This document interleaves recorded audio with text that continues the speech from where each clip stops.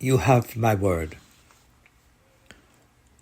On Sunday morning, I sat facing the blank TV screen, stylus in hand, poised expectantly above the totally white blank screen of my iPad. Like a sad cloud floating over vales and hills, I was wondering what one's word was worth when it was gifted to another. And I thought of my friend, Steer, who has been somewhat depressed recently because of a breakdown in domestic communications between himself and his common-law spouse, with whom he has had a relationship that has stood the test of 12 years mutual commitment. The situation, although in my view steadily improving, was discussed with him a week ago, when we analysed the story of how a middle-aged professional US citizen who was divorced some years ago from his Jamaican wife found himself in a, quote, rebound love relationship, unquote, with a lady from the Dominican Republic whom he married and brought to live with him 10 months ago in Pennsylvania, USA. From his account, his new wife was acclimatizing well, although he was surprised by requests for major financial assistance from her family, suddenly 1 week ago. He came home from work, as usual, last Friday, to find that Miss Domrep had moved out of the home, leaving behind her a tearful letter about missing her family. She had gone to live with a male cousin in Massachusetts. I had brought Steer into the discussion because his partner had claimed that he had made a statement to her to the effect that he wanted a change in his living arrangements in 2023 that did not include her. In making her decision to stay away from the premises for several weeks following New Year's Day, she claimed that his tone was abusive and his conduct insensitive. Steer, whilst admitting what was said, insisted that throughout their relationship he had made similar remarks, and it was clear to them both that he had no intention of ever going through with it. And this had happened on several previous occasions. Also, he had not locked her out of the house, but when she turned up close to daybreak after an all-day, all-night family event staged by her male cousin, he had gone on an errand. She told me that she felt heartbroken, waiting in the sun outside their home, exhausted and depressed, as she had no key on her. And so it was surprising, wasn't it, that Steer blamed the absence of careful communication for clearly whatever the estranged Pennsylvania couple were saying to each other appeared one way, but in reality must have meant another, for that dissonance played a major role in his domestic dilemma as well, and was compounded by the fact that his common-law wife declared her commitment to continue to contribute, sharing in the household expenses, although she spent no time at their joint residence. Despite the song about the unavoidable coincidence of love and marriage, allegedly going together like a horse and a carriage, there is a gulf of difference between a word of promise that fancifully springs from romantic infatuation and the existence of an actual commitment by one party to perform or behave in a particular way. Although this happens more often than seems plausible, we both knew women who have been involved with men who made them promises that were never. They may have been at cross purposes because of errors in translating the languages, actually committed. For example, an engagement ring is a promise to get married, but it's not a commitment, which only comes when you do get married, and then several obligations arise without benefit of a legally worded prenup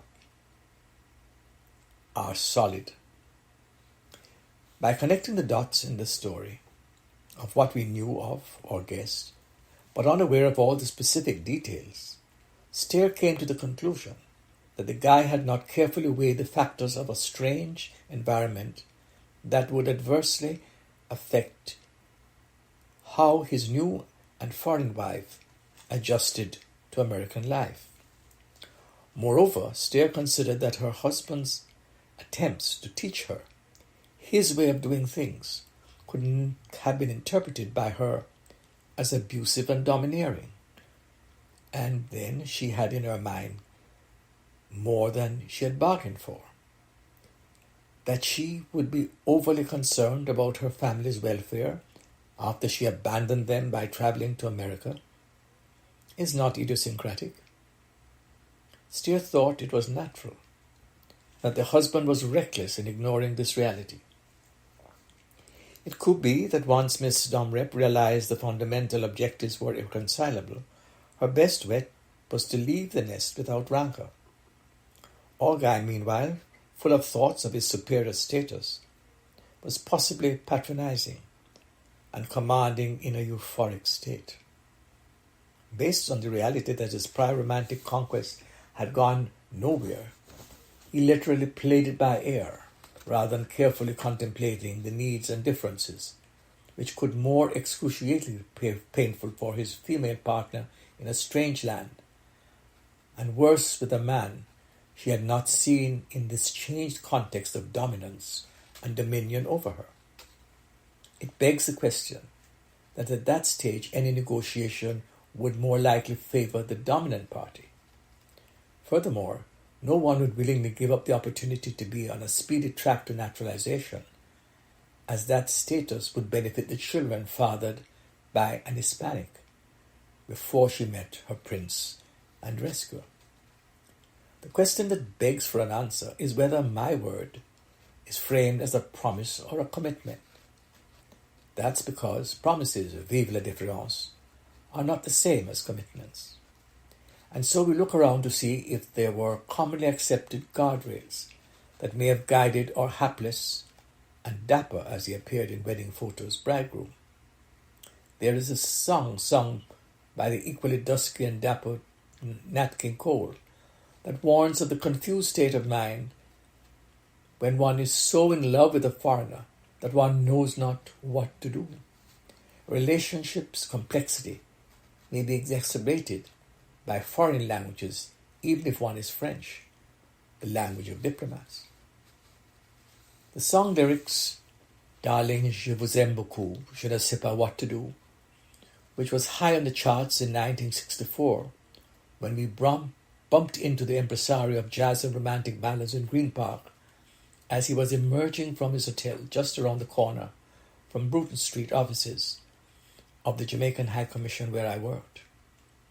We had a delightful conversation and he told me about the BBC feature broadcast. I was sad to learn of his illness a year later, and he passed away, but has an indelible place in my memory as the finest exponent of romantic ballads, reminiscent of the Song of Solomon, Mona Lisa, men have made you, with the unusual caveats which his style reflected so exquisitely. In a discussion on communicating with one's partner, the words of the song that makes a useful contribution. As a guy who is struck by the charms of a girl, he is flustered by the strangeness of her smile, and curious, he asks, "Do you smile to tempt a lover, Mona Lisa? Or is this your way to hide your broken heart? Many dreams have been brought to your doorstep. They just lie there, and they die there." His impatience to know whether what he feels she's feeling for him is expressed in words of desperation. Are you warm? Are you real, Mona Lisa? Or just a cold and lonely, lovely work of art? This dilemma has a certain familiarity.